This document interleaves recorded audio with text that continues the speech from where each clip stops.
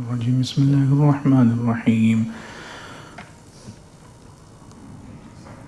يا بني اذهبوا فتحسسوا من يوسف وأخيه ولا تيأسوا من روح الله إنه لا ييأس من روح الله إلا القوم الكافرون فلما دخلوا عليه قالوا يا أيها العزيز مسنا وأهلنا الضر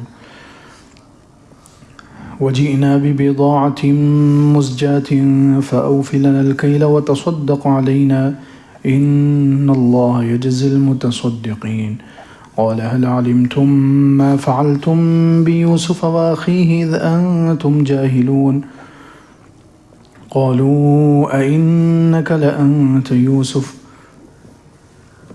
قال أنا يوسف وهذا أخي قد من الله علينا إنه من يتق ويصبر فإن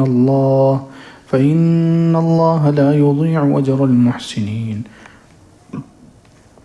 قالوا تالله لقد آثرك الله علينا وإن كنا لخاطئين قال لا تثريب عليكم اليوم يغفر الله لكم وهو أرحم الراحمين. آج کا درس ہے سورہ یوسف کی آیت نمبر 88 سے شروع ہو رہا ہے. پچھلے آیت نمبر 84-85 کچھ باتیں باقی تھیں. حضرت یعقوب علیہ السلام حضرت یوسف علیہ السلام پر روتے رہے. اتنا رویا کہ وَبِيَضَّتْ عَيْنَاهُ مِنَ الْحُزْنِ آپ کی آنکھیں سفید ہو گئی غم کی وجہ سے. کچھ مفسرین کہتے ہیں کہ یہ غم کی وجہ سے جو آنکھیں حضرت یعقوب علیہ السلام کی سفید ہو گئی تھی، تو یہ یعقوب علیہ السلام جو روتے تھے یہ دعا میں روتے تھے. کس میں روتے تھے؟ دعا میں روتے تھے.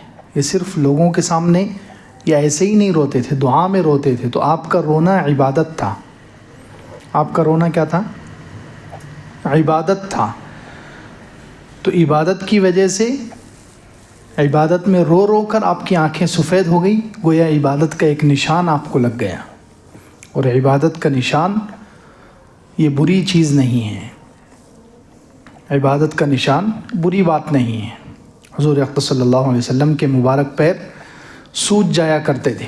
اخیر عمر میں حضور اقدس صلی اللہ علیہ وسلم اتنی عبادت کرتے تھے، اتنی لمبی نماز پڑھتے تھے کہ آپ کے مبارک قدم پر ورم اور سوجن آ جاتی تھی. اسی طرح صحابہ کرام کو عبادت کی وجہ سے، زیادہ سجدوں کی وجہ سے سر پر نشان لگ گیا. اللہ تعالیٰ نے اس نشان کا تذکرہ قرآن میں کیا. سیماہم فی وجوہہم من اثر السجود، ان کے چہروں پر نشانات ہیں سجدوں کی وجہ سے. تو عبادت کا نشان. تو حضرت یعقوب علیہ السلام کی جو آنکھیں سفید ہو گئی یہ دعا میں رونے کی وجہ سے، اور دعا عبادت ہے تو گویا اس عبادت کا ایک نشان لگ گیا، اور یہ کوئی بری بات نہیں ہے. اسی طرح حضرت یعقوب علیہ السلام نے بیٹوں کے سامنے اپنے درد کا اظہار کیا. بیٹوں نے کہا تاللہ تفتأ تذکر یوسف، آپ یوسف کا تذکرہ کرتے رہیں گے یہاں تک کہ آپ بیماری کے آخری درجے پر پہنچ جائیں گے. تو یہ بچوں کے سامنے یا مخلوق کے سامنے درد بتانا جائز ہے. درد بتانا جائز ہے. شکایت کرنا، شکوہ کرنا یہ جائز نہیں ہے. مخلوق کے سامنے شکوہ کرنا اور دکھڑا سنانا رو رو کر یہ جائز نہیں ہے. سمجھ میں آ رہا ہے؟ حضور اقدس صلی اللہ علیہ وسلم کو بھی درد ہوا آخر مرض میں، جس مرض میں، جس بیماری میں آپ صلی اللہ علیہ وسلم کا انتقال ہو گیا. اس بیماری میں جب درد شروع کہاں سے ہوا؟ حضرت عائشہ آئی. حضرت عائشہ رضی اللہ عنہ کے سر پر پٹی بندھی ہوئی تھی. حضرت عائشہ رضی اللہ عنہ کے سر پر پٹی بندھی ہوئی تھی، اور انہوں نے آ کر حضور اقدس صلی اللہ علیہ وسلم سے شکایت کی. وَرَأَسَا یا رسول اللہ، اللہ کے رسول میرا سر بہت دکھ رہا ہے، پھٹ رہا ہے جیسے، اس لیے میں نے پٹی باندھی ہے. تو اللہ کے رسول صلی اللہ علیہ وسلم بھی اس وقت آخری بیماری میں مبتلا ہو چکے تھے. آخری بیماری شروع ہو گئی تھی، بخار اور سر میں درد شروع ہو چکا تھا. تو اللہ کے رسول صلی اللہ علیہ وسلم نے عائشہ سے کہا بل وَأَنَا رَأْسَهُ یا عائشہ، بلکہ اے عائشہ میرا سر دیکھو۔ بعد میں حضرت عباس تھے حضور صلی اللہ علیہ وسلم کے چچا، انہوں نے بخار چیک کیا تو اتنا تیز بخار تھا کہ وہ زیادہ دیر اپنا ہاتھ حضور صلی اللہ علیہ وسلم کے ہاتھ پر نہ رکھ سکے، اتنا تیز۔ تو اللہ کے رسول صلی اللہ علیہ وسلم فرمایا مجھے 2 آدمیوں کے برابر، یا ایک روایت کے مطابق 10 آدمیوں کے برابر مجھے بخار آتا ہے۔ تو یہاں پر حضور صلی اللہ علیہ وسلم نے اپنا درد بتایا حضرت عائشہ رضی اللہ عنہ کو اور صحابہ کو، حضرت عباس کو، تو یہ درد بتانا جائز ہے۔ یہاں بھی حضرت یعقوب علیہ السلام نے درد بتایا، درد کی شکایت اور شکوہ اور دکھڑا نہیں سنایا۔ دکھڑا تو صرف اللہ کو سنانا ہے، شکوہ اور شکایت بیماری کی یہ صرف اللہ سے کرنی ہے، دعا صرف اللہ سے کرنی ہے۔ مخلوق کو بتا سکتے ہیں کہ یہاں درد ہو رہا ہے، یہاں درد ہو رہا ہے۔ قاضی شریح تھے، تابعی ہے قاضی شریح، دیکھیں اپنا دکھڑا، اپنی بیماری، اپنی مصیبت اللہ کو سناؤ، اللہ کے سامنے شکوہ رکھو۔ انما اشکو بثی و حزنی الی اللہ، یہ حضرت یعقوب علیہ السلام نے کہا کہ میں اپنا غم اور درد اللہ کے سامنے رکھتا ہوں، اللہ ہی سے شکایت، شکوہ صرف اللہ سے کرتا ہوں، اپنا دکھڑا صرف اللہ کو سناتا ہوں۔ تو قاضی شریح جو مشہور تابعی ہے، حضرت علی رضی اللہ عنہ کے زمانے میں یہ قاضی تھے، حضرت علی رضی اللہ عنہ نے ان کو قاضی متعین کیا تھا، اتنے بڑے عالم تھے، لیکن تابعی ہے، صحابی نہیں ہے۔ انہوں نے دیکھا کہ ایک شخص اپنے دوست کے پاس بیٹھ کر اس کو اپنا دکھڑا سنا رہا ہے، اس کو پوری کاروبار میں یہ پریشانی، گھر میں یہ پریشانی، بیوی بچوں میں یہ پریشانی، ہر چیز میں جو جو پریشانی ہے پورا دکھڑا اپنے دوست کے سامنے سنا رہا ہے۔ قاضی شریح نے سن لیا، قاضی شریح نے دیکھ لیا، سن لیا کہ یہ دوست کے سامنے اپنا دکھڑا سنا رہا ہے، تو قاضی شریح اس کا ہاتھ پکڑ کر اس کو اکیلے میں لے کر گئے، اس کو تنہائی میں لے کر گئے اور اس سے کہا کہ تم اپنا دکھڑا اپنے دوست کو کیوں سنا رہے ہو؟ سنانے کا فائدہ کیا ہے؟ اگر یہ تمہارا سچا دوست ہے اور تم اس کو سناؤ گے تو پھر غمگین 1 نہیں 2 ہو جائیں گے۔ اگر یہ سچا دوست ہے تمہارا تو پھر ابھی تو تم اکیلے غم زدہ ہو، تم پر مصیبت آئی ہے، تمہیں معلوم ہے، ابھی تو اکیلے تم پر غم ہے۔ اگر وہ سچا دوست ہوگا وہ بھی ٹینشن لے لے گا تمہارا، تو غم 2 لوگوں پر آ جائے گا۔ اس سے اچھا ہے کہ تم چھپاؤ، اپنے پاس ہی رکھو، تاکہ غم ایک کو ہی لگے، دوسرے کو بلا وجہ کیوں غمگین کر رہے ہو؟ اور اگر وہ تمہارا دوست نقلی ہے، جھوٹا ہے، تو اس کے سامنے بیان کرو گے تو وہ تو اندر سے خوش ہوگا، اس کو تو خوشی ہوگی، اس میں بھی تمہارا نقصان ہے۔ اس لیے اپنا دکھڑا صرف اللہ کو سناؤ۔ وہ کہنے لگے قاضی شریح رحمۃ اللہ علیہ کہ دیکھو یہ میری آنکھ ہے، میری آنکھ 15 سال سے بیکار ہو گئی ہے، 15 سال سے مجھے ایک آنکھ سے نظر ہی نہیں آتا، آنکھ تو ہے، روشنی اندر کی ختم ہو گئی، لیکن میں نے آج تک سوائے تمہارے کسی کے سامنے بیان نہیں کیا ہے۔ 15 سال ہو گئے، میں نے اپنی بیوی بچے کسی کو نہیں، تم پہلے آدمی ہو، تو بھی تمہیں مثال کے طور پر میں بتا رہا ہوں، اس لیے تم پہلے آدمی ہو، میں نے تمہیں بتایا ہے۔ ابھی تک میں صرف اللہ سے شکایت کرتا ہوں، اللہ سے شکوہ کرتا ہوں، اللہ کو اپنا دکھڑا سناتا ہوں، آج تک میں نے کسی کو نہیں سنا ہے۔ خیر، حضرت یعقوب علیہ السلام نے اپنے بیٹوں کو تیسری مرتبہ بھیجا اور کہا کہ فتحسسوا من یوسف واخیہ، یوسف اور اس کے بھائی کو تلاش کرو، یعنی اپنے پورے حواس، اپنے پورے اعضاء کو کام میں لا کر اچھے طریقے سے تلاش کرو۔ تحسسوا اپنے پورے حواس کے ذریعے، آنکھوں کے ذریعے، کانوں کے ذریعے، آنکھوں کے ذریعے دیکھو یوسف کو اور اس کے بھائی کو، کہیں سراغ مل جائے، کانوں کے ذریعے سے بات سنو اور اس کے ذریعے سے ان تک پہنچو، اپنے پورے حواس کو کام میں لا کر بہت اچھے طریقے سے تلاش کرو۔ وَلَا تَيْأَسُوا مِن رَوْحِ اللَّهِ، اللہ کی رحمت سے مایوس مت ہو جاؤ، اللہ کی طرف سے کشادگی سے مایوس مت ہو جاؤ، اللہ کی رحمت سے مایوس تو کافر ہوتے ہیں۔ فَلَمَّا دَخَلُوا عَلَيْهِ قَالُوا يَا أَيُّهَا الْعَزِيزُ مَسَّنَا وَأَهْلَنَا الضُّرُّ وَجِئْنَا بِبِضَاعَةٍ مُزْجَاةٍ۔ اب یہ بھائی تیسری مرتبہ مصر میں داخل ہوئے۔ فَلَمَّا دَخَلُوا عَلَيْهِ، جب یہ بھائی یوسف علیہ السلام کے پاس داخل ہوا، اب یہ 9 تھے، کتنے تھے؟ 9 بھائی، ایک تو بڑا پہلے سے ہی مصر میں تھا، تو یہ 9 بھائی اب یوسف علیہ السلام کے پاس آئے تیسری مرتبہ۔ تو 2 کام کے لیے وہ مصر آئے ہیں، اب ایک تو غلہ لینے کے لیے بھی آئے ہیں اور اپنے بھائیوں کو تلاش کرنے کے لیے بھی آئے۔ 2 مقصد ہے ابھی اس مرتبہ آنے کے، ان کے 2 مقصد ہیں۔ تو جیسے ہی یوسف علیہ السلام کے پاس داخل ہوئے، قالوا یا ایھا العزیز مسنا واہلنا الضر، اب دیکھو انتہائی عاجزی کے ساتھ انہوں نے اس مرتبہ بات کی ہے، ایسی بات کی ہے کہ حضرت یوسف علیہ السلام کا دل پگھل گیا اور حضرت یوسف علیہ السلام کو رونا آ گیا، ان کی حالت دیکھ کر، ان کے الفاظ سن کر، ان کی کنڈیشن دیکھ کر قالوا یا ایھا العزیز، کہنے لگے کہ اے عزیز مصر، مسنا واہلنا الضر، ہمیں اور ہمارے گھر والوں کو بہت تکلیف پہنچی ہے. یعنی یہ تو قحط چل رہا ہے، کھانے کے لیے غذائیں نہیں ہیں، غلوں کا برابر انتظام نہیں، یہ تکلیف بھی ہے، اور ہمارے گھر سے 3 افراد کم ہو گئے، اس کا غم الگ ہے. تو یہ سارے غموں نے، ٹینشنوں نے گھیر لیا ہے، ہمیں بہت تکلیف پہنچی ہے. مسنا واہلنا الضر وجئنا ببضاعۃ مزجاۃ، اور ہم ایک کھوٹا سامان لے کر آئے ہیں. اب کی مرتبہ ہم غلہ لینے کے لیے آئے ہیں تو برابر ہمارے پاس پیسے بھی نہیں ہیں. وجئنا ببضاعۃ مزجاۃ، کھوٹے سکے لے کر آئے ہیں، یا پرانا سرانا سامان تھا کچھ بچا ہوا گھر میں، وہ لے کر آئے ہیں، آپ اس کے بدلے میں ہمیں پورا غلہ دے دیجیے. فاوف لنا الکیل، آپ ہمارے لیے پورا معاف کر دیجیے. وتصدق علینا، اور ہم پر صدقہ کر دیجیے. ان اللہ یجزی المتصدقین، اللہ صدقہ کرنے والوں کو بدلہ دیتا ہے. دیکھیے یہ کنڈیشن ہوگی، تصدق، ڈائریکٹ صدقے کا لفظ بول دیا انہوں نے. اور کیا عجیب الفاظ، یا ایھا العزیز، اے عزت والے بادشاہ، آپ عزت والے ہیں اور ہم ذلیل ہیں. مسنا واہلنا الضر، ہم تکلیف میں ہیں، ہمیں تکلیف پہنچی ہے، اور آپ تو بادشاہ ہیں. وجئنا ببضاعۃ مزجاۃ، اور ہم آپ کے پاس کھوٹے سکے لے کر آئے ہیں، لیکن آپ تو ہیں کریم.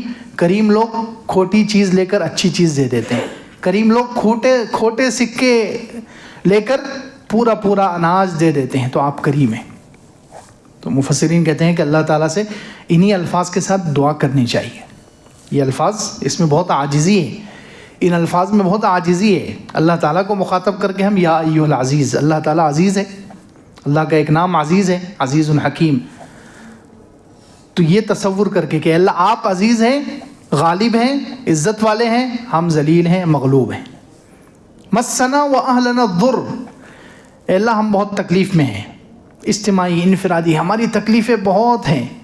اجتماعی اعتبار سے بھی ہم پریشان ہیں، تکلیفوں میں ہیں، اور اجتماعی انفرادی اعتبار سے بھی ہم تکلیف میں ہیں. پوری امت کے اعتبار سے دیکھیں تو بھی ہم تکلیف میں ہیں، بہت زخم ہم نے سہے، اور انفرادی اعتبار سے دیکھیں تو بھی ہم تکلیف میں ہیں. مسنا واہلنا الضر وجئنا ببضاعۃ مزجاۃ، اور اے اللہ ہم آپ کو دے کیا سکتے ہیں، آپ کی شان تو کوئی عمل ہمارے پاس نہیں ہے، ہمارے پاس جو بھی عمل ہیں سب کھوٹے سکے ہیں. تصدق علینا، آپ ہمیں مغفرت دے دیجئے، انعامات سارے پورے مکمل دے دیجئے، اور ہم پر صدقہ کر دیجئے. بعض مفسرین تو کہتے ہیں کہ اللہ تعالیٰ سے صدقہ نہیں مانگنا چاہیے. بعض مفسرین کہتے ہیں کہ صدقہ، اے اللہ ہم پر صدقہ کر دے، اس طریقے کی دعا اللہ سے صدقہ نہیں مانگنا چاہیے.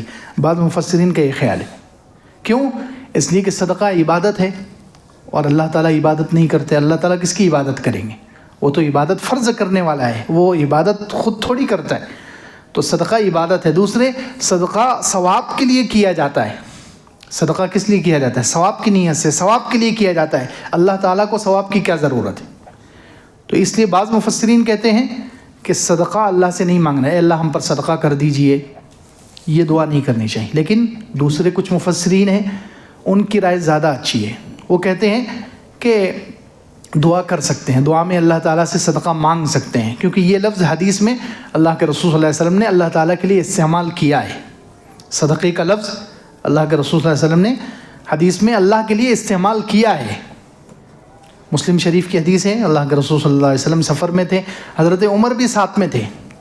ایک سفر میں حضرت عمر بھی تھے، بہت سارے صحابہ ہوں گے، اور اللہ کے رسول صلی اللہ علیہ وسلم اور صحابہ جو ہیں اس میں قصر نماز پڑھ رہے تھے. سفر میں جاتے ہیں تو قصر نماز ہو جاتی ہے، 4 کے بجائے 2. تو آدھی نماز پڑھ رہے تھے، قصر کر رہے تھے. تو حضرت عمر نے کہا اللہ کے رسول صلی اللہ علیہ وسلم سے کہ ہم قصر کیوں کر رہے ہیں؟ ہمارا سفر تو بہت اطمینان والا ہے، پرامن ہے، اس میں کوئی ہمیں خطرہ نہیں ہے، کوئی ٹینشن نہیں ہے، تو ہم پوری نماز کیوں نہیں پڑھتے؟ ہم آدھی نماز کیوں پڑھ رہے ہیں، قصر کیوں کر رہے ہیں؟ تو اللہ کے رسول صلی اللہ علیہ وسلم نے اس وقت یہ جملہ، صدقۃ تصدق اللہ بہا علیکم فاقبلوا صدقتہ، او کما قال علیہ الصلوۃ والسلام. حضور نے فرمایا یہ اللہ کی طرف سے صدقہ ہے جو تم پر اللہ نے صدقہ کیا ہے، لہٰذا اس کے صدقے کو قبول کرو. اسی روایت کی وجہ سے امام ابو حنیفہ رحمۃ اللہ علیہ کہتے ہیں کہ سفر میں ہر حال میں قصر کرنا واجب ہے، ضروری ہے. سفر میں قصر کرنا ضرور. جو سفر میں جانے کے بعد 2 کے بجائے 4 پوری رکعت پوری نماز پڑھے گا اس کی نماز ہی نہیں ہوگی, اس کو نماز دہرانا ضروری ہے, کیونکہ اللہ کے رسول صلی اللہ علیہ وسلم نے حکم دیا ہے کہ یہ صدقہ ہے اللہ کی طرف سے, لہذا اس صدقے کو قبول کرو. ہاں وہ امام کے پیچھے نماز پڑھ رہا ہے, مقامی امام کے پیچھے, تو الگ بات ہے, پھر تو پوری پڑھے گا. لیکن اگر اکیلا پڑھ رہا ہے تو پھر اس کو قصر ہی پڑھنا ہے. وہ اگر پوری پڑھے گا تو اس کی نماز نہیں ہوگی, کیونکہ اس نے اللہ کی طرف سے جو صدقہ دیا گیا تھا اس کو قبول نہیں کیا. خیر, تو جو مفسرین کہتے ہیں کہ اللہ سے صدقہ مانگ سکتے ہیں, اللہ ہم پر صدقہ کر دیجئے, جنت صدقے میں دے دیجئے, اس طریقے کے الفاظ کہہ سکتے ہیں, یہ زیادہ مناسب رائے ہے.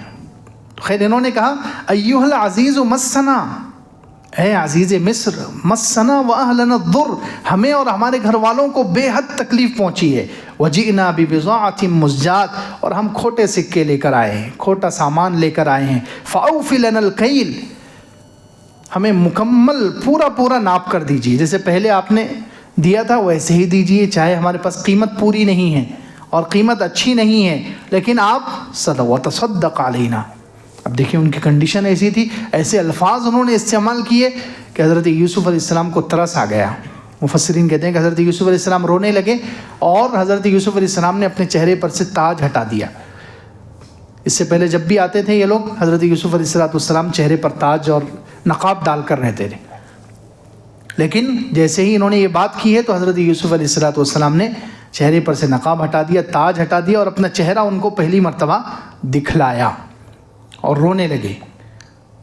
قال هل علمتم ما فعلتم بيوسف واخيه اذ انتم جاهلون. اب وقت آ گیا تھا اللہ تعالیٰ کی طرف سے کہ ان کے سامنے حقیقت بیان کر دی جائے, تو اس لیے اب حضرت یوسف علیہ السلام نے ان سے کہا هل علمتم ما فعلتم بيوسف واخيه, کیا تم جانتے ہو کہ تم نے یوسف اور اس کے بھائی کے ساتھ کیا کیا تھا, اذ انتم جاہلون, جب تم نادان تھے. اللہ, اس میں بھی اخلاق کا خیال رکھا ہے. اللہ, کیا حضرت یوسف علیہ السلام کے اخلاق ہیں. 2 چیزیں دیکھیں اس آیت میں, کیا کہا هل علمتم ما فعلتم بيوسف, تم جانتے ہو کہ تم نے یوسف کے ساتھ کیا کیا ہے. کیا کیا ہے مجمل مبہم رکھا, اس کو تفصیل بیان نہیں کی کہ تم نے کنویں میں ڈال دیا اور وہ قافلے والوں کے ہاتھ بیچ دیا, تمہاری وجہ سے مجھے جیل میں جانا پڑا. سارا اگر تفصیل سے بیان کرتے تو اس میں ان کی زیادہ ذلت ہوتی, ان کو زیادہ شرمندگی ہوتی. تو ان کو زیادہ شرمندگی سے بچانے کے لیے ان کے برے کرتوت کو مختصر بیان کر کے گزر گئے. سبحان اللہ, اخلاق کی وجہ سے, اپنی شرافت کی وجہ سے.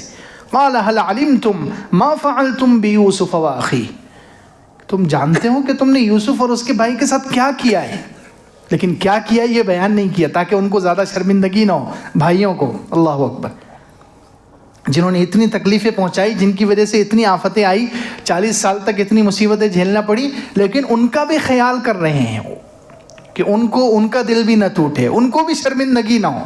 کیا اخلاق ہے, سبحان اللہ. پھر کہا اذ انتم جاہلون, دوسری چیز تم نے جو کیا ہے, ایک تو وہ اس کرنے کو مختصر بیان کیا, اس کو تفصیل سے بیان نہیں کیا ان کو شرمندگی سے بچانے کے لیے.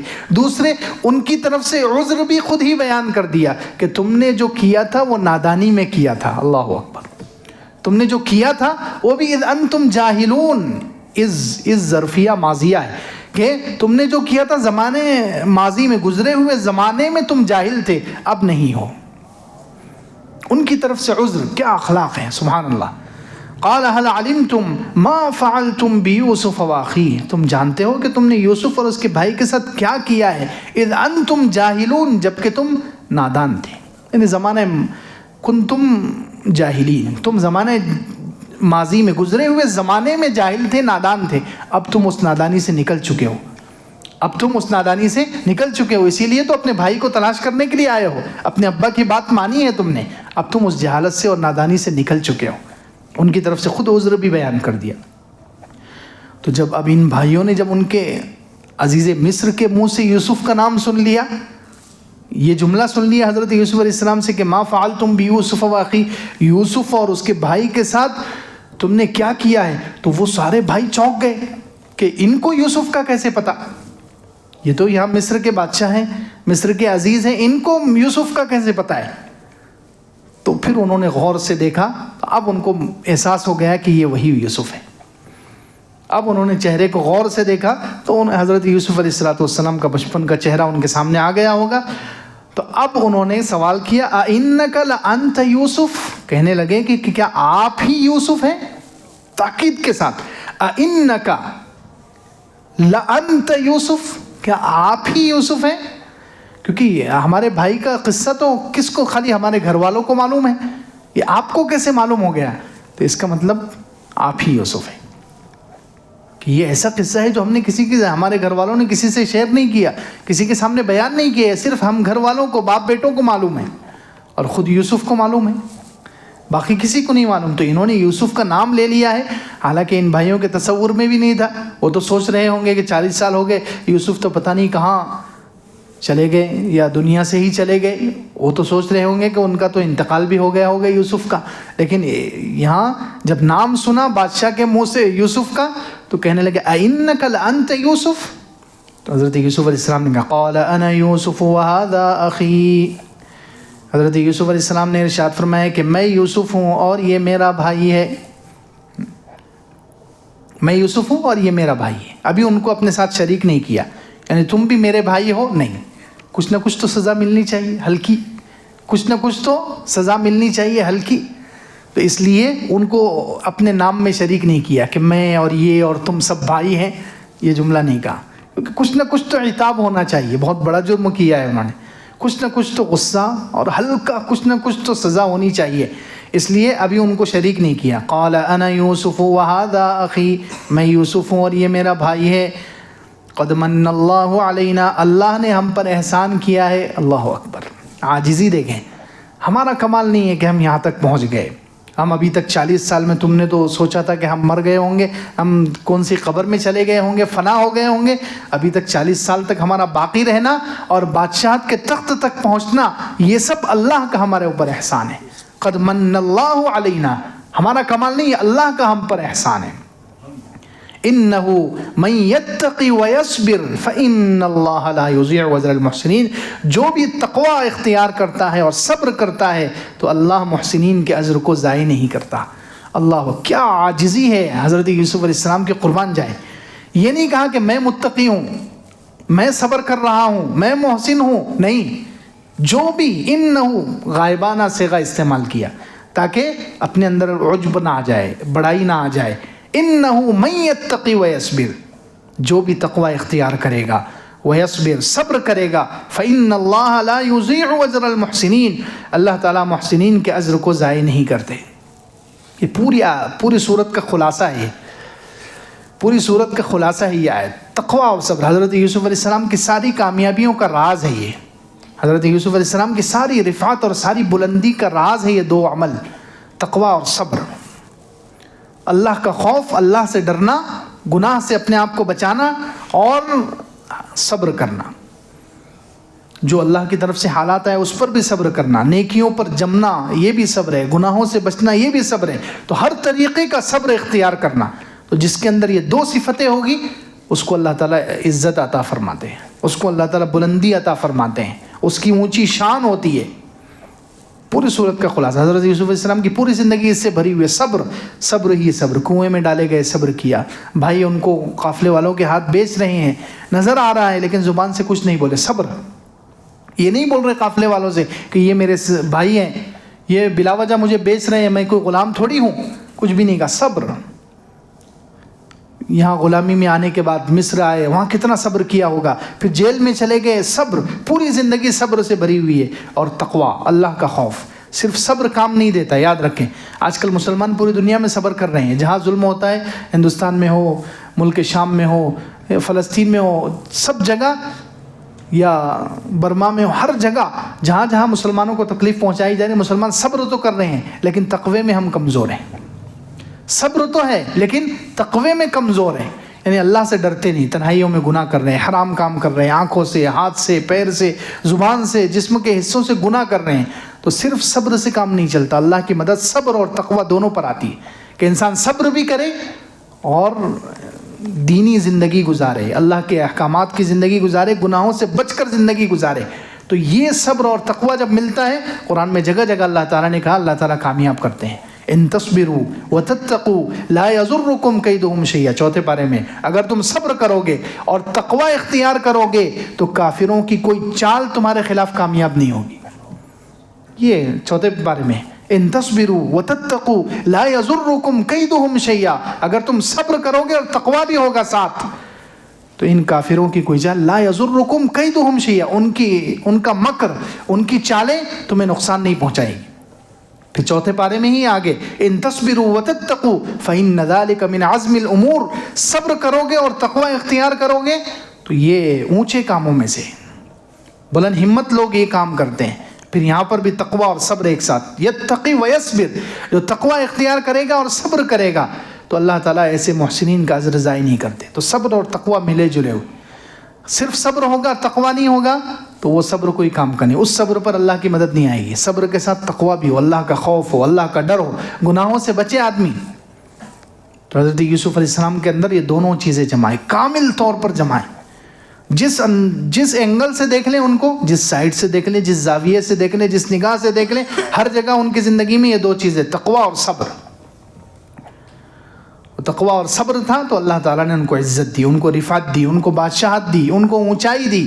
اور بھائیوں کے اندر یہ چیز نہیں ہے، ان کے اندر نہ تقوی ہے ابھی تک ان کے اندر نہ تقوی ہے نہ صبر ہے. تقوی نہیں تھا اس لیے انہوں نے گناہ کر لیا، بیٹے کو باپ سے دور کر دیا، حرام کام کر لیا انہوں نے، کیونکہ تقوی کی کمی ہے ان کے اندر تو حرام کام کر لیا انہوں نے، ایک جرم کر لیا. پھر صبر بھی نہیں ہے ان کے اندر، برداشت نہیں کر سکے وہ کہ یعقوب علیہ السلام اپنے چھوٹے بیٹے سے زیادہ محبت کیوں کرتے ہیں، یہ ان سے صبر نہیں ہوا، برداشت نہیں ہوا. تو ان کے اندر نہ صبر ہے نہ تقوی ہے. تو اس کا نتیجہ کیا ہوا کہ ان کی شان کتنی کم ہو گئی کہ وہ آج عزیز مصر کے سامنے صدقہ مانگ رہے ہیں، تصدق علینا. تو جو گناہ کرے گا، جس کے اندر صبر اور تقوی نہیں ہوگا تو وہ اللہ تعالیٰ اس کو ذلیل کر دیتے ہیں، وہ نیچا ہو جاتا ہے، وہ بے عزت ہو جاتا ہے، وہ ناکام ہو جاتا ہے. اور جس کے اندر صبر اور تقوی ہوگا اللہ تعالیٰ اس کو عزت دیتے ہیں، اس کو اونچائی دیتے ہیں. انہ من یتقی ویصبر، جو بھی تقوی اختیار کرے گا، اللہ کا ڈر ہوگا، گناہوں سے بچے گا اور صبر کرے گا، فإن اللہ لا یضیع اجر المحسنین، اللہ تعالیٰ محسنین کے اجر کو ضائع نہیں کرتے. اور یہاں حضرت یوسف علیہ السلام نے اشارتاً کہہ بھی دیا کہ میرے اندر یہ دونوں صفتیں ہیں. تو جس کے اندر یہ کوئی صفات ہو، جس کو اللہ نے کوئی نعمت دی ہو، اس نعمت کا اظہار جائز ہے. جس کو نعمت دی ہو، ظاہری نعمت دی ہو، اچھے کپڑے دے دیے، زیادہ پیسے دے دیے، بڑا مکان دے دیا، ظاہری نعمت دی ہو یا باطنی نعمت، یہ تقوی صبر مل جانا یہ اللہ کی طرف سے ہے، یہ اللہ کی نعمت ہے، ہر ایک کو نصیب نہیں ہوتا. اللہ جس کو چاہتے ہیں اس کو ہی دیتے ہیں. تو باطنی نعمت اگر کسی کو مل گئی، صبر مل گیا، تقوی مل گیا، اخلاص مل گیا، تو ایسی جگہ اس کو بیان کر سکتے ہیں، بیان کرنا چاہیے تاکہ شکر ادا ہو. تحدیث بن نعمت کے طور پر، یعنی اللہ کی نعمت بیان کر رہا ہوں اس نیت سے، اللہ کا انعام جو اپنے اوپر ہے وہ بیان کرنے کی نیت سے لوگوں کے سامنے بیان کرنا جائز ہے.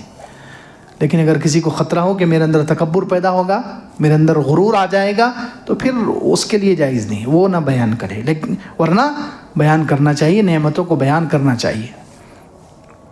جسے نعمت دی گئی، التحدث بنعمت اللہ شکر وترکها کفر، او کما قال علیہ الصلوۃ والسلام، حدیث میں فرمایا اللہ کی نعمت کو بیان کرنا یہ اس کا شکر ہے، اور اللہ کی نعمت کو نہ بیان کرنا یہ اس کا کفر ہے، ناشکری ہے. جسے نعمت دی گئی اور اس نے بیان کیا، فقط شکرہ، اس نے اس نعمت کا شکر ادا کر لیا. اور وَإِن كَتَمَهُ فقط کفرہ، اگر اس نے نعمت کو چھپا لیا، بیان نہیں کیا، تو اس نے ناشکری کی. تو یہاں حضرت یوسف علیہ السلام نے اپنے اندر جو صفات تھی اللہ تعالیٰ کی طرف سے دیے ہوئے انعام تھا، تقوی اور صبر، وہ بیان کیا، تو بیان کر سکتے ہیں. قالوا تاللہ لقد آثرک اللہ علینا وإن كنا لخاطئین. اب بھائی کہنے لگے اللہ کی قسم، اللہ نے آپ کو ہمارے اوپر فضیلت دی ہے. اب مان لیا انہوں نے، اب کھلے دل سے، انتہائی عاجزی کے ساتھ، کوئی اس میں ہیر پیش نہیں کیا انہوں نے. لقد آثرک اللہ علینا، اللہ کی قسم، قسم بھی کھا رہے ہیں، قسم کھا کر کہہ رہے ہیں اللہ کی قسم، اللہ نے آپ کو ہمارے اوپر فضیلت دی ہے، آج ہم مانتے ہیں. وَإِن كُنَّا لَخَاطِئِينَ، اور ہم ہی خطا کار ہیں، غلطی ہماری ہے. خاطئین، خاطی کا لفظ عربی میں ایک تو آتا ہے مختی، ایک تو ہے مختی، خطا کرنے والے کو مختی بھی کہتے ہیں، لیکن مختی اس خطا کرنے والے کو کہتے ہیں، اس غلطی کرنے والے کو مختی کہتے ہیں جو انجانے میں غلطی کر لے، جو انجانے میں، جس کو علم ہی نہیں ہے، بغیر علم کے جو غلطی کر لے تو اس کو کہتے ہیں مختی۔ لیکن جو جان بوجھ کر سب معلوم ہو اس کو پھر اس کے باوجود وہ غلطی کرے تو اس کو خاطی کہتے ہیں۔ انہوں نے وہ لفظ اپنے لیے استعمال کیا، وَإِن كُنَّا لَخَاطِئِينَ، ہمیں معلوم تھا کہ یہ جرم ہے۔ بیٹے کو باپ سے دور کر دینا، بیٹے کو باپ سے دور کر دینا بہت جرم عظیم ہے، کسی پر حسد کرنا، جلنا، یہ گناہ ہے، یہ معلوم تھا یہ غلط ہے، لیکن پھر بھی ہم سے یہ خطا، جان بوجھ کر ہم سے خطا ہوئی ہے، اب آپ ہمیں معاف کر دیجئے۔ دیکھو کھلے دل سے انہوں نے اقرار کر لیا اپنی غلطی کا۔ حضرت یوسف علیہ السلام کو بھی ترس آیا، قال لا تثریب علیکم اليوم، حضرت یوسف علیہ السلام نے کہا آج تم پر کوئی ملامت نہیں ہے، یغفر اللہ لکم وہو ارحم الراحمین، اللہ تمہیں معاف کرے وہ سب سے زیادہ رحم کرنے والا ہے۔ دیکھیے معاف حضرت یوسف علیہ السلام کا ظرف اور آپ کے اونچے اخلاق، لا تثریب علیکم، آج تمہیں کوئی پرانے گناہ یاد نہیں دلائے گا۔ تثریب کہتے ہیں کوئی ملامت نہیں ہے تم پر، یعنی تمہیں پچھلی غلطیاں ہم یاد نہیں دلائیں گے، کوئی بھی یاد نہیں دلائے گا، کوئی ملامت نہیں ہے تمہارے اوپر، اللہ تمہیں معاف کر، میں نے معاف کر دیا، اللہ بھی تمہیں معاف کر دے گا۔ بہت اونچی صفت ہے۔ اللہ کے رسول صلی اللہ علیہ وسلم نے بھی یہی الفاظ فتح مکہ کے موقع پر کہے تھے۔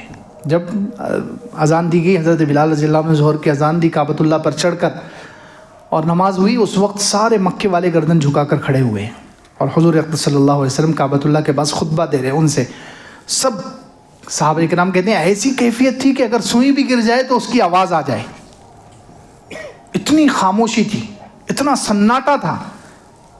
اور مشرکین جو بڑے بڑے سردار تھے مکے کے، وہ سب گردن جھکا کر کھڑے ہوئے ہیں، جنہوں نے ستایا تھا، جنہوں نے مارا تھا، جنہوں نے تکلیفیں پہنچائی تھی، جنہوں نے حضور اقدس صلی اللہ علیہ وسلم اور صحابہ کو نیست و نابود کرنے، ختم کرنے کی کوشش کی تھی، شہید تک کرنے کے پلان بنا ڈالے تھے، اب وہ سب گردن جھکا کر کھڑے ہوئے۔ تو حضور صلی اللہ علیہ وسلم نے ان سے پوچھا کہ تم مجھ سے کیا امید رکھتے ہو، میں تمہارے ساتھ کیسا سلوک کروں گا، تم مجھ سے کیا امید رکھتے ہو؟ وہ کہنے لگے اخن کریم وابن اخن کریم، آپ تو ہمارے بہت شریف اور اخلاق والے بھائی ہیں، اور آپ کے ابا بھی ایسے ہی تھے۔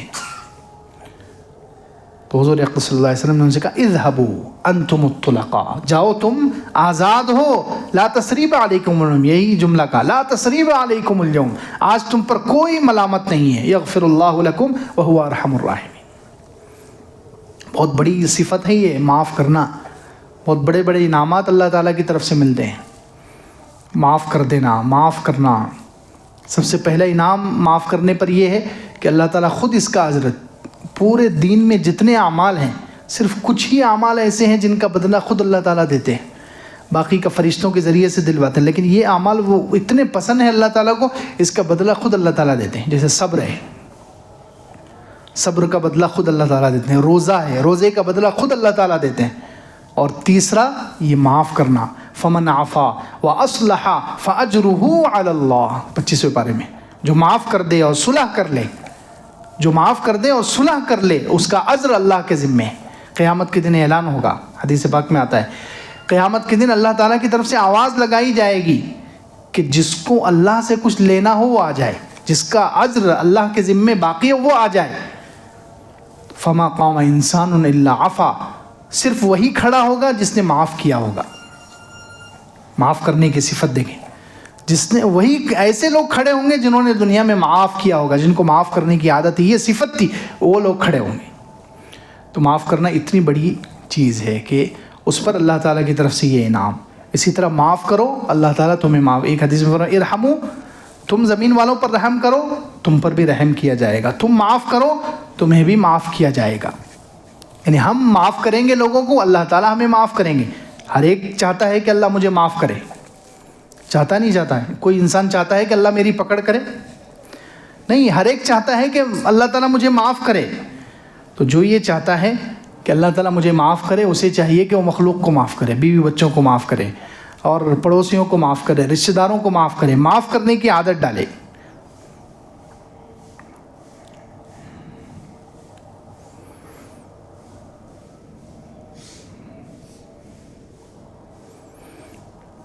اسی طرح اس پر تیسرا انعام ہے کہ کہ معاف کرنے سے عزت بڑھتی ہے. نفس ہمیں سمجھاتا ہے یا ظاہری آنکھیں دیکھتی ہے، ظاہری آنکھیں یہ دیکھتی ہے کہ معاف کرنے سے انسان کی شان گھٹ رہی ہے. ظاہری آنکھ یہ دیکھتی ہے، معاشرہ یہ دیکھتا ہے کہ معاف کرنے سے یار اس نے بدلہ نہیں لیا، بدلہ نہیں لے سکا، تو لوگ سمجھتے ہیں کہ یہ ذلیل ہو گیا. نہیں، اللہ کے رسول صلی اللہ علیہ وسلم نے 3 چیزوں پر قسم کھائی، قسم کھا کر کہا، قسم کھا کر. حضور اقدس صلی اللہ علیہ وسلم جلدی کسی چیز پر قسم نہیں کھاتے، ہماری طرح نہیں ہر بات پر قسم کھائے. بہت کم حضور اقدس صلی اللہ علیہ وسلم نے قسم کھائی ہے. اب حضور صلی اللہ علیہ وسلم قسم کھا کر کہہ رہے ہیں تو اندازہ لگائیے کہ اس بات میں کتنا وزن ہوگا. تو قسم کھا کر کہا کہ جو شخص معاف کرتا ہے اللہ تعالیٰ اس کی عزت بڑھاتے ہیں. جو صدقہ کرتا ہے اس کا مال کم نہیں ہوتا، اس کا مال بڑھ جاتا ہے، اس کا مال کم نہیں ہوتا. یہ قسم کھا کر کہا. اور جو سوال کے لیے ہاتھ پھیلاتا ہے اللہ تعالیٰ اس پر غریبی کا، فقر کا دروازہ کھولتے ہیں. ان 3 باتوں پر حضور اقدس صلی اللہ علیہ وسلم نے قسم کھائی. تو اس میں سے ایک یہ ہے کہ جو معاف کرے گا اس کی عزت گھٹے گی نہیں، اللہ تعالیٰ اس کی عزت بڑھائیں گے. حضور اقدس صلی اللہ علیہ وسلم قسم کھا کر کہہ رہے ہیں. ہماری آنکھ تو دیکھتی ہے کہ معاف کرنے سے عزت گھٹتی ہے، لیکن حضور اقدس صلی اللہ علیہ وسلم کا فرمان، اس پر ہمیں زیادہ یقین ہونا چاہیے. چوتھا انعام معاف کرنے پر، چوتھا انعام جنت کے محلات. قیامت کے دن 2 آدمی، حضور صلی اللہ علیہ وسلم نے یہ حدیث بیان کی. ایک مرتبہ وہ بیٹھے ہوئے تھے صحابہ کرام کے درمیان، تو اللہ کے رسول صلی اللہ علیہ وسلم اچانک مسکرانے لگے. صحابہ کرام پریشان ہو گئے کہ آپ بیٹھے بیٹھے اچانک کیوں مسکرا رہے، کسی سے بات چیت نہیں ہوئی، کوئی ہنسی کی بات نہیں ہے، آپ اچانک مسکرانے لگے. تو صحابہ نے پوچھا، اللہ کے رسول صلی اللہ علیہ وسلم نے ارشاد فرمایا مجھے وہ منظر دکھایا گیا کہ 2 آدمی گھٹنوں کے بل اللہ تعالیٰ کے سامنے کھڑے ہیں. گھٹنوں کے بل اللہ تعالیٰ کے سامنے ہیں. ایک آدمی کہہ رہا ہے کہ اللہ اس نے مجھ پر ظلم کیا ہے، یہ ظالم ہے، اس نے مجھ پر ظلم کیا ہے، میرا فلاں حق مارا ہے، مجھے بدلہ دلوا دیجیے، مجھے بدلہ دلوائیے. بدلے میں کیا چاہیے؟ تو وہ مظلوم کہے گا کہ اس کی نیکیاں لے کر مجھے دے دیجیے، اس کی نیکیاں لے کر مجھے دے دیجیے. تو وہ ظالم کہے گا اے اللہ میرے پاس تو نیکیاں ہی ختم ہو گئی، میں نے اتنا دوسروں پر ظلم کیا تھا کہ سب حقدار آئے اور میری نیکیاں لے کر چلے گئے، اب میرے پاس نیکیاں نہیں ہیں. تو یہ آدمی مظلوم جو تھا، جس پر ظلم ہوا تھا، وہ کہے گا اے اللہ اگر اس کے پاس نیکیاں نہیں ہیں تو کوئی بات نہیں، میری برائیاں اس پر ڈال دو. اللہ کے رسول صلی اللہ علیہ وسلم یہاں رونے لگے. ارشاد فرمایا کہ وہ دن ایسا ہوگا جس دن ہر شخص اپنے گناہوں سے چھٹکارا چاہے گا، چاہے کسی کے اوپر ڈال کر، لیکن ہر شخص چاہے گا کہ میرے ذمہ گناہ نہ رہیں، میں گناہ سے چھٹکارا حاصل کروں. تو وہ کہے گا کہ میرے گناہ اس پر ڈال دیے جائیں، اس ظالم پر. تو اب اللہ تعالیٰ کیا کریں گے؟ اللہ تعالیٰ کہیں گے اوپر دیکھ. اللہ تعالیٰ اس کو جنت کا منظر، یہ جو مظلوم ہے، جو حق مانگ رہا ہے، اللہ تعالیٰ اس کو کہیں گے اوپر دیکھ، اس کو جنتیں دکھائیں گے. جنت کی خوبصورت چیزیں اور سونے چاندی کے محلات، ہیرے جواہرات کے محلات، اور جنت کی ساری رنگینیاں سامنے آئے گی. اتنی خوبصورت جنت دکھائی جائے گی کہ وہ پریشان ہو جائے گا. اے اللہ یہ جنت کس کی ہے؟ کسی نبی کی ہے، کسی صدیق کی ہے، کسی شہید کی ہے، کس کی ہے یہ جنت؟ تو اللہ تعالیٰ کہیں گے جو اس کی قیمت دے دے اس کی ہے، جو اس کی قیمت دے دے یہ جنت اس کی ہے. تو وہ کہے گا اے اللہ کیا قیمت ہے اس کی؟ اللہ رب العزت ارشاد فرمائیں گے معاف کرنا. اس کی قیمت کیا ہے؟ معاف کرنا. تو اپنے بھائی کو معاف کر دے، تو جو اس سے بدلہ مانگ رہا ہے تو معاف کر دے، تجھے یہ جنت مل سکتی ہے. وہ معاف کرے گا، اللہ تعالیٰ دونوں کو جنت میں داخل کرے. تو دیکھیے معاف کرنے پر جنت کے محلات. اور 5واں انعام معاف کرنے پر، یہ جنت کی بہت بڑی، جنت کی نعمت ہے. جنت میں وَنَزَعْنَا مَا فِي صُدُورِهِم مِّن غِلٍّ، کسی کے سینے میں، جب جنت میں جائیں گے اس سے پہلے ہی سب کے سینے صاف کر دیے جائیں گے.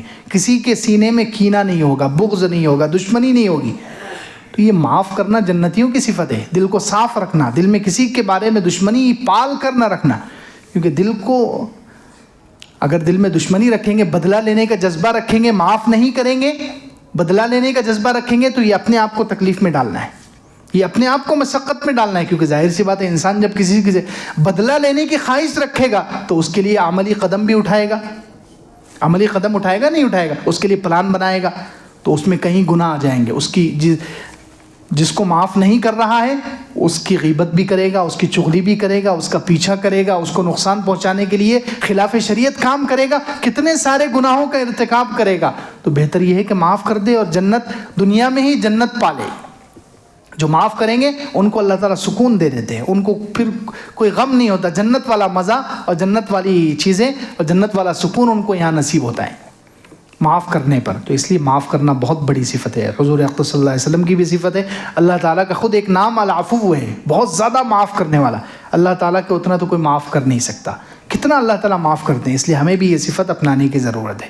تو فرمایا قال لا تثریب علیکم اليوم، حضرت یوسف علیہ السلام نے فرمایا آج تم پر کوئی ملامت نہیں، تمہیں کوئی برا بلا نہیں کہے گا، تمہاری غلطیاں اب گنائی بھی نہیں جائے گی، یغفر اللہ لکم، اللہ تمہیں معاف کرے۔